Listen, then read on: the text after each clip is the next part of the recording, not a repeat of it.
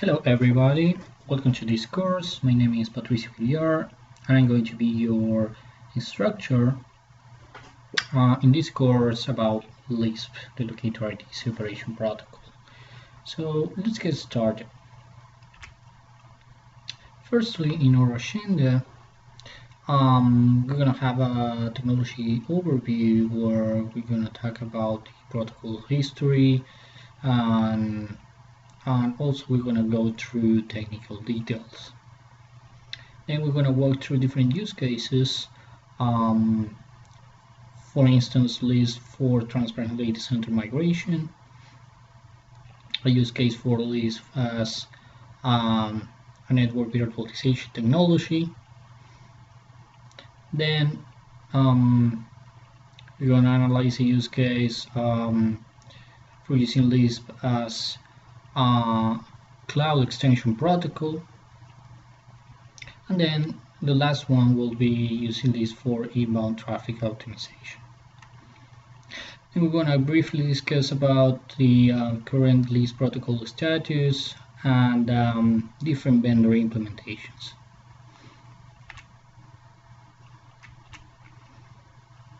So just to start with some motivation, the origin of this protocol, it was born in the 2006 Internet Architecture Board routing workshop, where some discussions were held about IP addressing scaling issues. It was a known problem that the current IP semantics generate scaling issues, mainly because today the IP semantics makes addressing follow topology. That it's because basically when you advertise prefixes in the internet default free zone, that causes to not only advertise routing information but reachability information. And as we will see later, that generates the IP semantic to get overloaded. We will also see that IPv6 does not fix the problem. IPv6 just adds features to the IP transfer protocol, and it also adds addressing capacity, but does not solve the underlying issue. So if we look at this chart, this is probably not the most updated one. You can get an updated one at the CIDR-report.org webpage. This basically shows the amount of BGP prefixes advertised in the internet default free zone. As of today, we are close to 600,000 prefixes in the internet default free zone. So why is that? Why this grows linearly, right? As you can see, from the 1990s to 2015, it has been growing at probably a rate of 20 or 30,000 prefixes per year,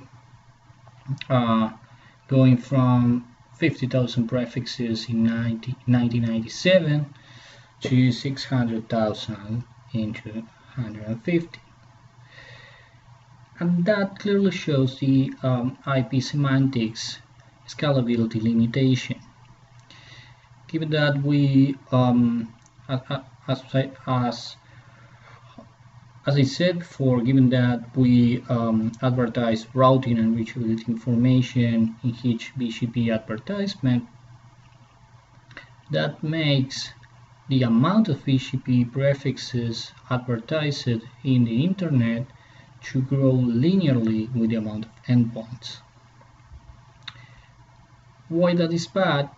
Well, that's bad because the internet infrastructure needs to grow at that pace instead of growing or making internet infrastructure bigger to add new features, to add new capabilities, we need to re-architect the internet routing nodes to support more routing state,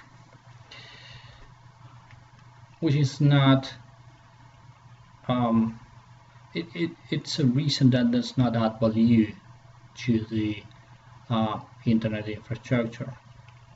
Let's say that it's not an elegant solution. So, as I mentioned, if you look at the top figure, that's the current behavior, right? Endpoint and location information, it's completely advertised to the internet default free zone. But what if we can split these responsibilities, making the default free zone to only hold location information and then creating a parallel database, a tiered one, designed specifically to store endpoint information. That would make the system more scalable by adding a level of indirection.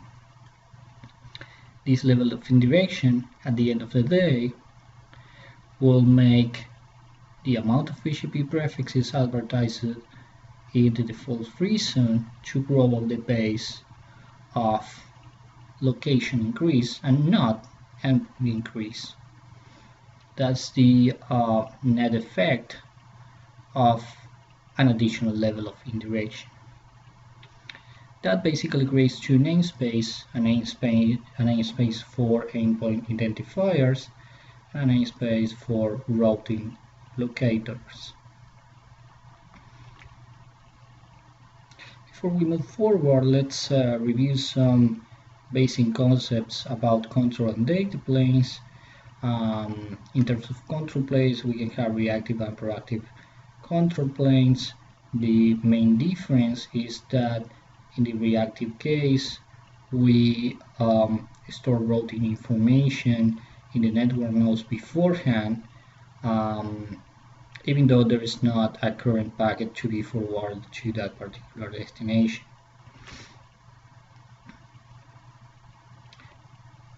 If we talk about data planes, we have the same situation. We can have reactive or proactive data planes.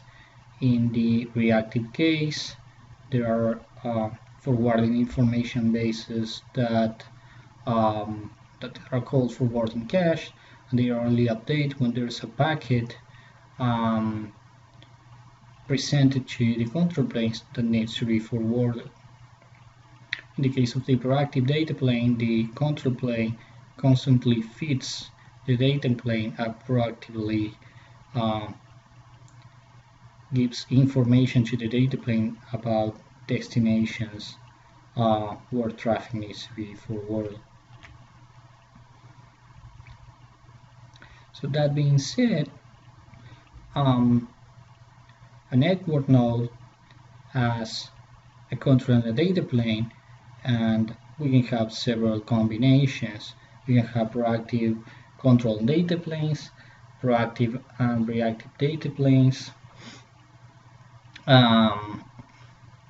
These combinations provide different capabilities to the network node, but let's focus in the particular case of a reactive control and data plane, which is basically what LISP uses, and it's a different concept than all the other routing protocols we do know. Basically, with a reactive control plane and data plane, the information about reachable destinations in our network are stored in some node at some place in the network, but not in any particular node. So when a packet needs to be forwarded to a destination, the forwarding node queries this specific node that holds reachability information, gather this information, encapsulates the packet, and then forwards it. Uh, so it's reactive at the control and the data plane simultaneously. And this is what LISP uses. Keep this in mind because we will review this later. So that being said, what is one conclusion we might arrive to is that this level of indirection that creates two different namespaces also adds conceptually an additional feature, and that's mobility. Why is that? Well, if you conceptually split the location information from the endpoint information, you are basically making the endpoint mobile, because endpoint information and location information can be dynamically pointed to each other. In that sense, conceptually, you are making endpoints mobile, and that's an additional benefit for which LISP was not initially designed for. Another interesting thing is that since LISP is an overlay technology, it's address family agnostic. So you can deploy IPv4 or IPv6 LISP clouds, or even IPv4/IPv6 working both clouds, both addressing schemes as ships in the night.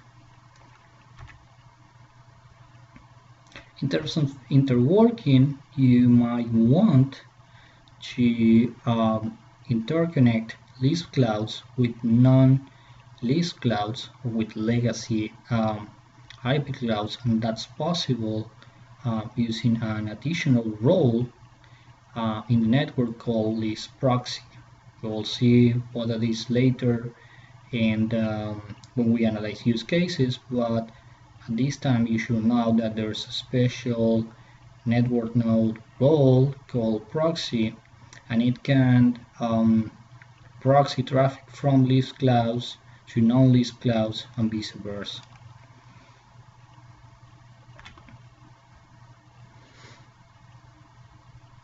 So what we know so far, we can establish an analogy between DNS and LISP.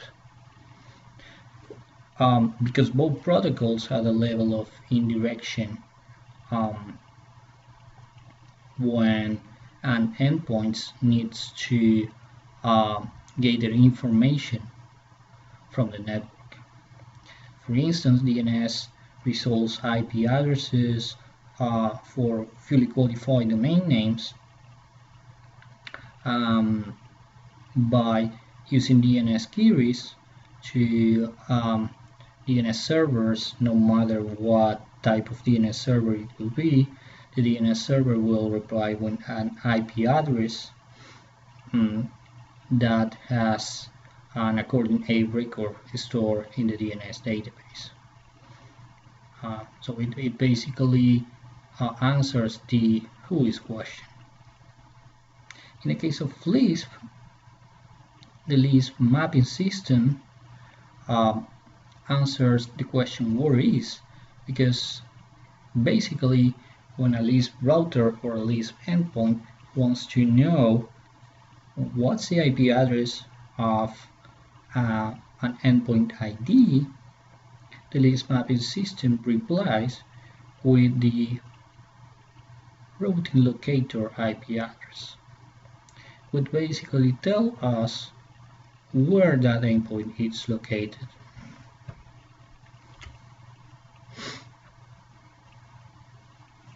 So let's discuss, we briefly talked about roles in a LISP network. Let's talk about it adding some more detail. So the first role we're going to analyze is the ingress tunnel router. Ingress tunnel routers are basically routers or network nodes that understand LISP protocol and basically receive IP packets from side-facing interfaces. When they receive these IP packets, they perform a lookup process that we will analyze later, but at this time you need to know that they will encapsulate this packet to remote LISP sites accordingly to the routing locator information they know. On the other hand, we have egress-tunnel routers. These egress-tunnel routers are routers that receive LISP packets from the underlying network-facing interfaces and encapsulate them and deliver the packets to the respective local endpoint IDs. In this case, we are analyzing a unidirectional flow, but in the case of bidirectional flows, ingress-tunnel routers and egress-tunnel routers can, of course, be the same network node. Another key element in the LISP infrastructure is the mapping system. The mapping system is composed of two main elements, the map resolver node and the map server node. Again, in the small environments, the map resolver and the map server can be the same network node. They can be even a router. In large deployments, map resolvers are tiered front ends, and map servers are tiered back ends to provide additional availability and scalability to the system. So basically, the map resolvers is the interface with the ITRs, right? It receives the map requests from the ITRs and talks in background with the map server. Why it talks in background? Well, basically because the map server stores the endpoint ID database. So it queries the map server. It can also send negative map replies in response to mass requests for non-LISP sites, indicating the ITR to forward that traffic natively and not encapsulating it in LISP. On the other hand, the map server is in charge of receiving register messages from ETRs and creating entries in their database to store the endpoint ID prefix information. It also receives map requests via the mapping system and forwards them to the register ETRs. So then the ETRs can reply to ITRs with mapping information.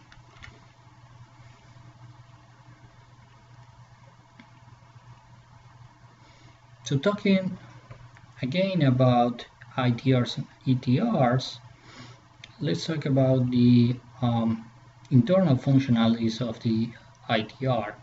The ITR has a LISP map cache, and this cache is populated with mappings for sites that the ITR is currently sending packets to.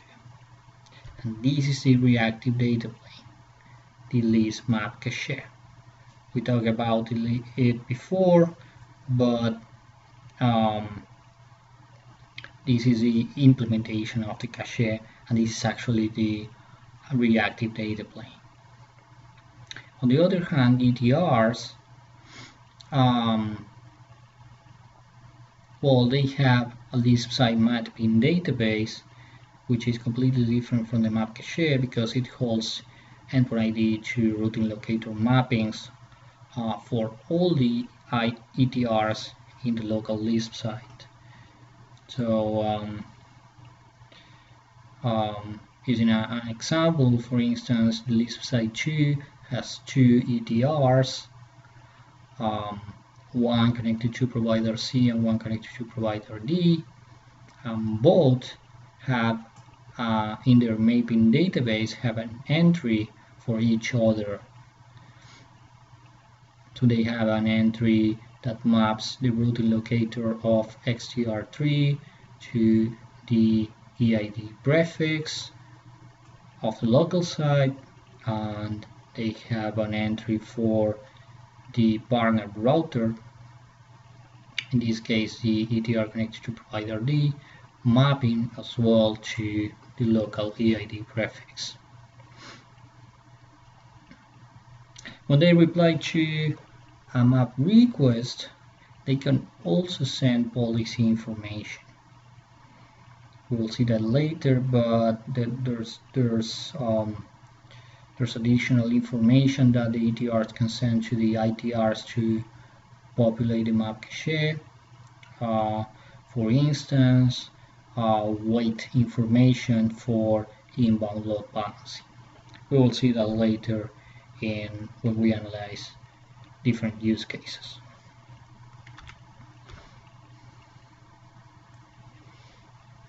So let's talk about the mapping messages mechanics. So, for instance, when an ETR is attached to a LISP site like XTR3 and XTR4, the first things they do is to send a map register message to the mapping system. Each ETR maps their local endpoint ID prefix.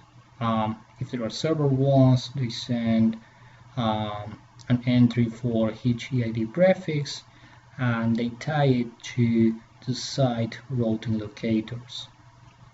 So that information is made available to the entire mapping system domain.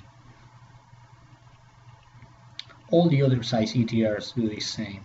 So mapping system information is consistent with all the LISP domain EID prefix to routing locator entries.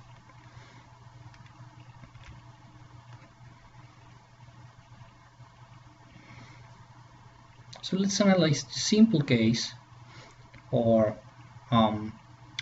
simplified case when an ETR has already a map cache entry, like in this case. In this case, XTR2 has a map cache entry for the endpoint ID prefix 2001:db8:2:/48, which is an EID prefix attached to LISP site 2, and localhost S is trying to send packets to d.abc.com, which has been solved by the DNS server to be a quadruple A entry with an IP address 2001:db8:2:1, which falls in the range of the LISP site 2 EID prefix. So when the ITR gets the initial packet, it looks in their map cache entry and notices that there are two entries for that particular endpoint ID prefix. Why two entries? Because there are two routing locators, so there's diversity for getting to that endpoint ID prefix via the routing locator 12.0.0.2 or via the routing locator 13.0.0.2. In that case, the first packet is sent to the first routing locator, and the next ones will be sent in a round-robin fashion. That's because both entries have the same weight, which in turn has been set by the LISP site 2 ETRs.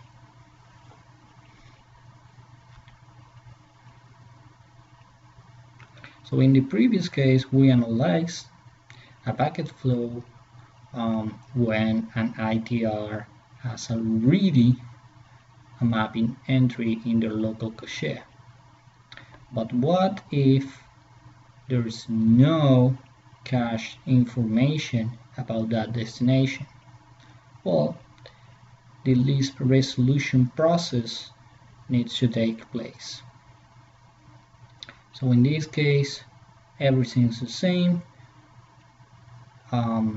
The user S wants to reach the server D, so it resolves via DNS the IPv6 IP address, forwards the first packet, and the ITR notices that this is a LISP traffic flow because it comes from a local EID prefix, but there's no cache information about that destination. So it decides to query the map resolver system, sending a map request to EDP 4342 and asking for routing location information for the prefix 2001 :db8:2:1. The map resolver takes this map request and forwards the map request to the mapping system. The mapping system, of course, has already stored information for that EID prefix, for that particular EID prefix, so it sends the map request to the ETR in an unicast fashion. So the ETR now knows that somebody is asking for the local EID prefix, and he also knows that the one asking for the local EID prefix is XTR2 because their routing locator is encoded in the map request. So XTR3 sends a map reply, again in port UDP 4342, saying that their local attached EID prefix is tied to two routing locators, the routing locator of XTR3 and XTR4, which are in turn 12.00.2, 13.0.0.2, with a weight of 50. So that is how the map cache entry is created in XTR2, and the further packets will be forwarded using that information.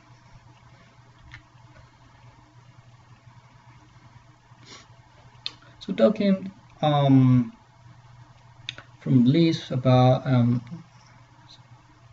from an architectural perspective, we can say that as a system, looking at this as a big system, links increases the amount of network state.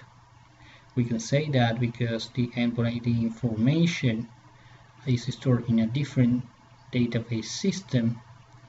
So now we have more state. We have state about endpoints, we have state about single endpoints, we have state about location,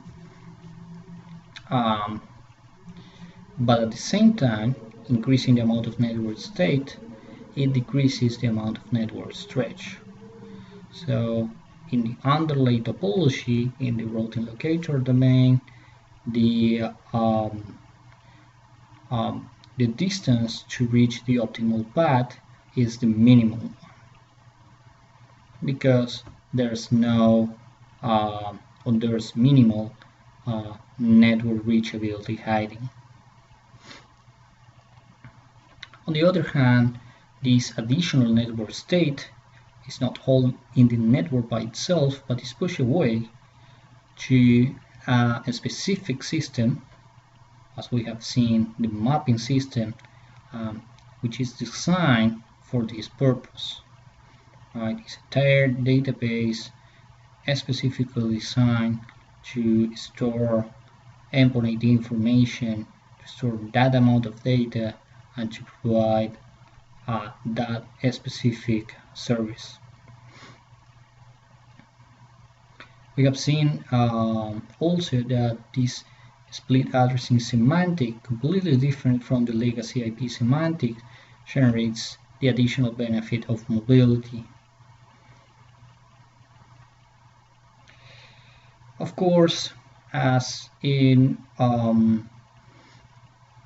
every network alternative architecture, there's a trade-off.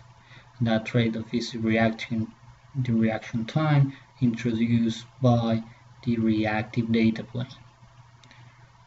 The first packet needs to find the way to its destination, therefore reaction time it's a trade-off in this case.